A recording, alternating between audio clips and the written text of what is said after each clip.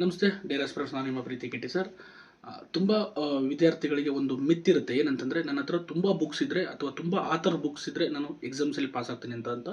This is very wrong. ಗೊತ್ತಾಗ್ತಿದೆ. ಒಂದು book ಅದು ಅಥೆಂಟಿಕೇಟೆಡ್ ರಿಸೋರ್ಸ್ ಕರೆಕ್ಟಾಗಿರಬೇಕು. ಮತ್ತು ನೀವು ಆ ಆಥರ್ನ ಸೆಲೆಕ್ಟ್ ಮಾಡ್ಬೇಕಾದ್ರೆ ತುಂಬ ವರ್ಷದ ಅನುಭವ ಇರುವಂಥ ಆಥರ್ನ ಎಕ್ಸ್ಪರ್ಟ್ ಬುಕ್ ಬರೆದಿರೋರನ್ನ ತಗೊಂಡು ನೀವು ಎಕ್ಸಾಮ್ಸ್ನ ಕ್ಲಿಯರ್ ಮಾಡ್ಬೋದು.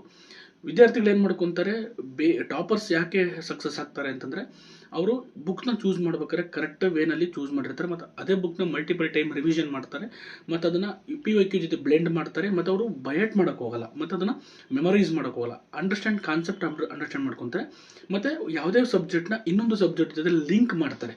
ಆ ಲಿಂಕ್ ಮಾಡೋದ್ರಿಂದ ಏನಾಗುತ್ತೆ, ಒಂದು ಕನೆಕ್ಟಿವಿಟಿ ಬೆಳೆಯುತ್ತೆ. ಯಾವುದೇ ಕ್ವಶನ್ಸಿಗೆ ಏನಾಗ್ತಾ ಇದೆ, ಎಕ್ಸಾಮ್ಸಲ್ಲಿ ಬರಬೇಕಾದ್ರೆ ಲಿಂಕ್ ಕ್ವಶನ್ಸ್ ಬರ್ತಾಯಿದ್ದಾರೆ ಅಂದರೆ 2-3 ಸಬ್ಜೆಕ್ಟ್ನ ಬ್ಲೆಂಡ್ ಮಾಡಿ ಕ್ವಶನ್ಸ್ ಕೇಳ್ತಾ ಇರೋದ್ರಿಂದ ನೀವು ಕ್ವಶನ್ಸ್ ಯಾವಾಗ ಆ ಟಾಪಿಕ್ಗಳನ್ನ ಅಥವಾ ಆ ಸಬ್ಜೆಕ್ಟ್ಸ್ನ ಬ್ಲೆಂಡ್ ಮಾಡಲ್ಲ, ಅವಾಗ ನೀವು ಏನಾಗುತ್ತೆ, ಅದು ತುಂಬ ಇದಾಗುತ್ತೆ. ಮತ್ತು ಏನು ಮಾಡ್ತಾರೆ, ತುಂಬ ಕನ್ಫ್ಯೂಷನ್ಸ್ ಇರ್ತಾರೆ, ಕಾನ್ಫಿಡೆನ್ಸ್ ಇರಲ್ಲ ಮತ್ತು ನೋ ರಿವಿಷನ್ಸ್. ಗೊತ್ತಾಗ್ತದೆ. ರಿವಿಷನ್ಸ್ ನೀವೇನಾದರೂ ಎಕ್ಸಾಮ್ಸಲ್ಲಿ ಬುಕ್ಸ್ನ ರಿವಿಷನ್ ಮಾಡಲಿಲ್ಲ ಅಥವಾ ನೀವು ಓದಿದ್ದು ಸೋರ್ಸ್ನ ರಿವಿಷನ್ಸ್ ಮಾಡಲಿಲ್ಲ ಅಂತಂದರೆ ನೀವು ಓದಿದ್ದು ವೇಸ್ಟ್. ಒಂದು ಸತಿ ಓದಿದ್ರೆ ಖಂಡಿತ ಯಾವುದೇ ಬುಕ್ ಆಗಲಿ, ಯಾವುದೇ ರಿಸೋರ್ಸ್ ಆಗಲಿ, ಯಾವುದೇ ಮೆಟೀರಿಯಲ್ಸ್ ಆಗಲಿ ಖಂಡಿತ ಯೂಸಿಗೆ ಬರಲ್ಲ. ಅದಕ್ಕೆ ಅರ್ಥ ಮಾಡ್ಕೊಳ್ಳಿ. ನೀವು ರಿವಿಷನ್ಸ್ ಇದೆಯಲ್ಲ, ಅದು ಒಂದು ಕರೆಕ್ಟ್ ಬುಕ್ಸ್ನ ಸೆಲೆಕ್ಟ್ ಮಾಡಿಕೊಂಡು ನೀವು ಅದ್ರ ಬಗ್ಗೆ ಇದು ಮಾಡ್ತೀವಿ. ಮತ್ತು ಓದ್ಬೇಕಾದ್ರೆ ಹೆಂಗೆ ಓದಬೇಕು ಅಂತಂದರೆ, ಅದನ್ನು ನಾವೆಲ್ ಥರ ಅಥವಾ ಸುಮ್ಮನೆ ಇದು ಅಂಡರ್ಸ್ಟ್ಯಾಂಡ್ ಮಾಡ್ಕೊಂಡಲ್ಲೇ ಓದೋಕ್ಕೆ ಹೋಗ್ಬಾರ್ದು.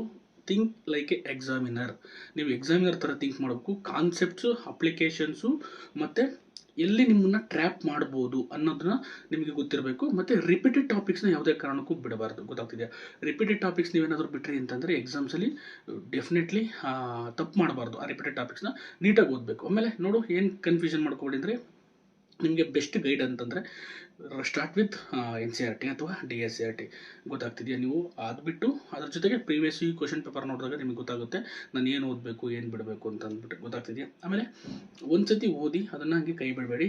ರಿವಿಷನ್ಸ್ ಮಾಡಬೇಕು. ಮಲ್ಟಿಪಲ್ ಟೈಮ್ ರಿವಿಷನ್ಸ್ ಮಾಡಿದ್ರೆ ಮಾತ್ರ ನಿಮಗೆ ಅದು ಕಾನ್ಸೆಪ್ಟು ಅಂಡರ್ಸ್ಟ್ಯಾಂಡ್ ಆಗ್ತಾ ಹೋಗುತ್ತೆ. ಹಾಗಾಗಿ the best way of reading ಅಂತಂದರೆ one source, revisions more and stick to the ನಿಮ್ಮ ಮೆಟೀರಿಯಲ್ ಅಂತ ಹೇಳ್ತಾ, ನೆಕ್ಸ್ಟ್ ವಿಡಿಯೋದಲ್ಲಿ ಇನ್ನೂ ಹೆಚ್ಚಿನ ಮಾಹಿತಿ ಕೊಡ್ತೀನಿ. ನಮಸ್ತೆ.